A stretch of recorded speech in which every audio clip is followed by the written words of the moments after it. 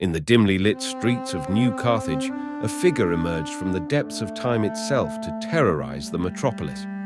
Mordecai Holmes, an ancient cannibal warrior with a taste for the gruesome, found himself inexplicably transported to a sprawling city that pulsed with a life and energy foreign to his ancient senses.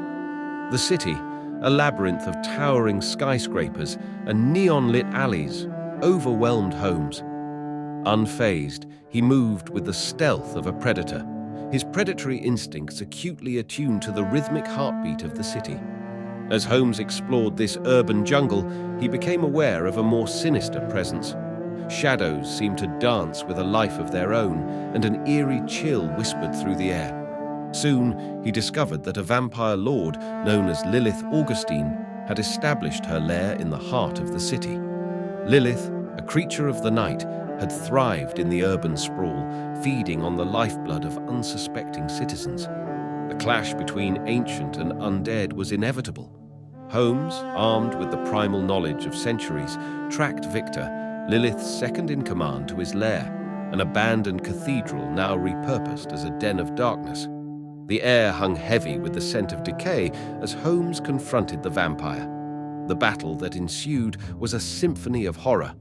The cathedral echoed with the clash of fangs against flesh and the grotesque ballet of two supernatural beings locked in mortal combat. Holmes, driven by the cannibalistic fury of a bygone era, fought with a savagery that defied time. Victor, however, was no ordinary vampire.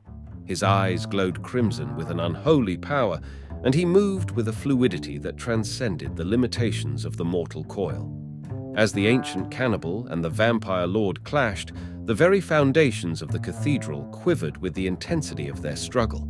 In a desperate gambit, Holmes unearthed a relic from his distant past, a blade forged in the embers of an ancient civilization. The weapon, pulsating with a wicked energy, cut through the darkness with an otherworldly light.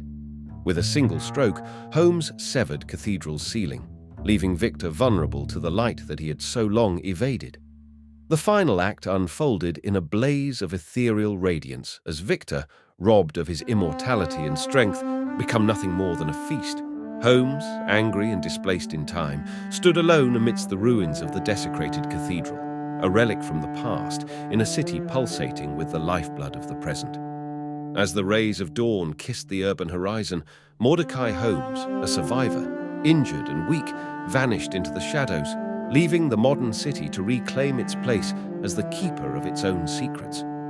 The echoes of his battle lingered in the air, a haunting reminder that, in the heart of the city, that this battle with Lilith was far from over.